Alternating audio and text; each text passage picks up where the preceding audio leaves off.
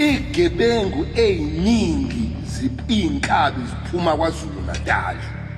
Uyabona kuleli cala likaSenzo, lo mfana wokuqala uNtuli uphuma osuthu, ugwetshwa iminyaka odilika jele abawu-6, wabulala ngisho ikhansela uNyembe kaNongoma.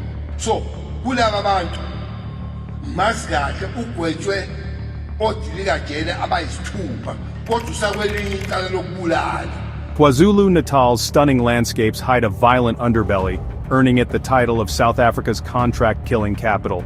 Here, professional assassins, known as Nkani, operate with chilling efficiency, settling political scores and taxi industry disputes with bullets, not words. They are tools of power, hired to enforce dominance and silence rivals, their presence woven into the fabric of local life.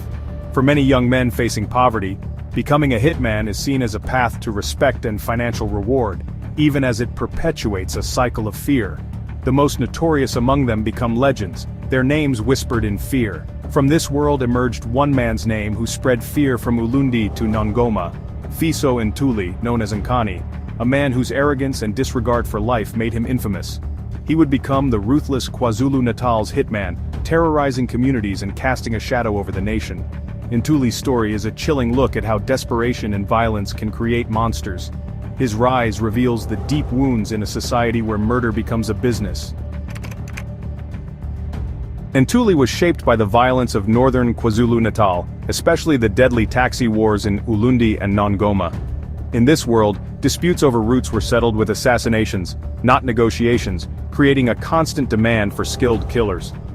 Ntuli learned early that violence was a currency of power, and he quickly gained a reputation for being methodical and remorseless. His nickname, Nkani, reflected his defiance and fearlessness, traits that set him apart in a brutal environment. The taxi industry was just the beginning. Local politics, rife with corruption and deadly ambition, offered even more opportunities for contract killers. Ntuli became the go-to hitman for those seeking to eliminate rivals, his work marked by cold professionalism and emotional detachment. His reputation alone inspired fear, making him a symbol of the impunity that defined KwaZulu-Natal's underworld.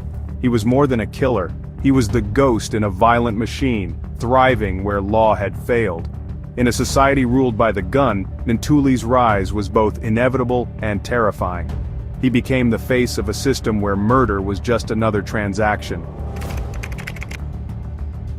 Ntuli's name became synonymous with death, as he orchestrated a series of calculated assassinations across KwaZulu-Natal. His killing spree began in 2015 with the murder of Butiza Sandisa Malobo, executed with trademark efficiency. In 2016, Ntuli was hired to assassinate ANC councillor Thami Goodwill Nyembe, shooting him dead and critically wounding Nyembe's wife, Nolwazi. Nolwazi's survival would later prove pivotal, but at the time, it exposed Ntuli's ruthless approach. No witnesses, no loose ends. In 2017, he murdered 3 Zulu brothers, not for power or money, but simply because they were potential witnesses. Each killing sent a clear message: silence is survival.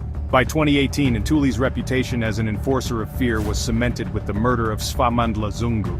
He was no longer just a hitman, he was the guardian of a code of silence, ensuring secrets stayed buried. Every murder reinforced his legend and deepened the community's terror. Ntuli had built a fortress of fear, making himself nearly untouchable. Ntuli's true power lay in the silence he imposed. Witnesses too terrified to speak, communities paralyzed by fear. The murder of the Zulu brothers was a public warning: talk, and you die. Law enforcement faced a wall of silence, not from apathy, but from a rational instinct for survival. Ntuli and his employers operated a parallel justice system, where betrayal meant death. His presence was a constant menacing reminder that the law could not protect you. This psychological warfare created a state of helplessness, where submission was the only option. The silence was a collective scream, a community held hostage. Breaking this culture of fear was the greatest challenge for investigators. Justice would require not just evidence but trust and real protection for those brave enough to speak.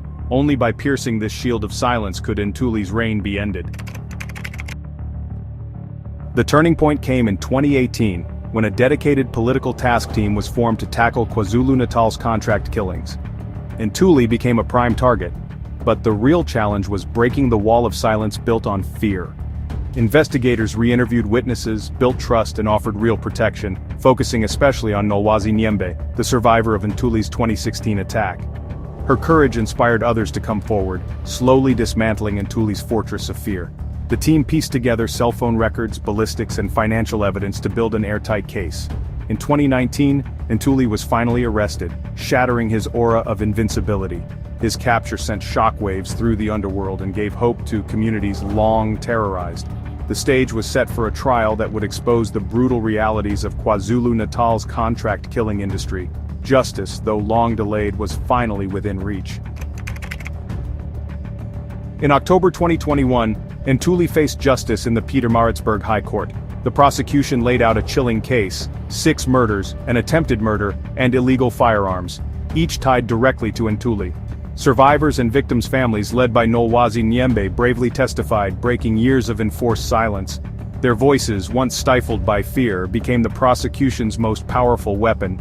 Judge Charmaine Balton found Ntuli guilty on all counts, calling him a ruthless assassin with no regard for life. In December, Ntuli was sentenced to 6 life terms plus 39 years, with parole only possible after 25 years. He showed no remorse, remaining cold and defiant to the end. The verdict was a rare moment of accountability in a region plagued by contract killings. For many, it was proof that even the most feared could be brought to justice. Even as Ntuli was convicted, his name echoed in another high-profile case: the 2014 murder of soccer star Senzo Meyiwa. Initially called a botched robbery, the case frustrated the nation for years. When new suspects were charged in 2020, Ntuli was named as accused number 5, amplifying his infamy. The Meyiwa case transformed Ntuli from a regional terror to a national villain, fueling speculation of a contract hit. His conviction for other murders made the public more willing to believe he was behind Meyiwa's death. The ongoing trial keeps Ntuli's shadow alive in the headlines, shaping his legacy as South Africa's most notorious hitman. Whether guilty or not, the association has cemented his place in the country's dark folklore.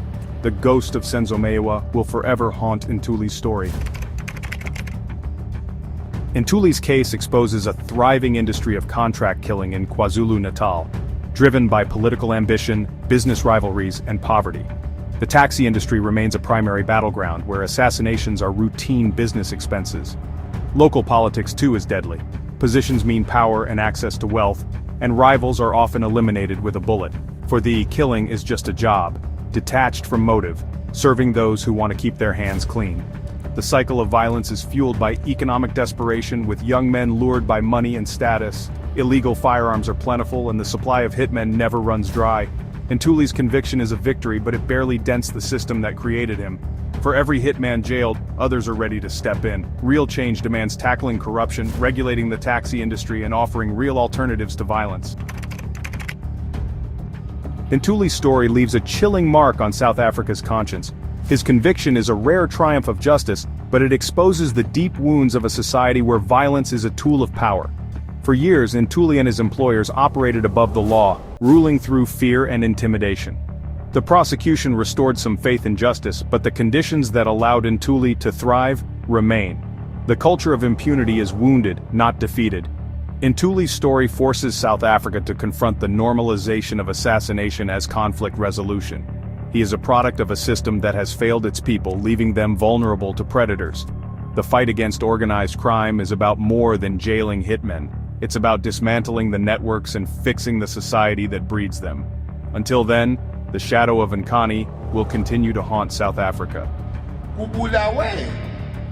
Ummeli eCape Town iminyaka emithathu ehambisa izingane zakhe esikoleni ekseni bamkhofa ngesibhamu ekseni baboshiwe abantu abambulala bathatha baseshowe basuka le bayobulala umuntu eCape Town abayazi leCape Town emva kokumbulala abana ngisho imoto yokubaleka bayogibela itekisi sibabamba bese siphepha stop ungasuka la yobulala umuntu lo yogibela itekisi usumbulele bathathu abaseshowe basejele ababili benzudikile ubulawe ijiji la lendini ethembisa la kwaHealth esibabambile ababoshiwe bawu6 abasemnambithi angiyikhuluma lento akuyisuse ekhaya ngiyisuse ebalweni ukuthi la khona bulawe khona umuntu khona ezakithi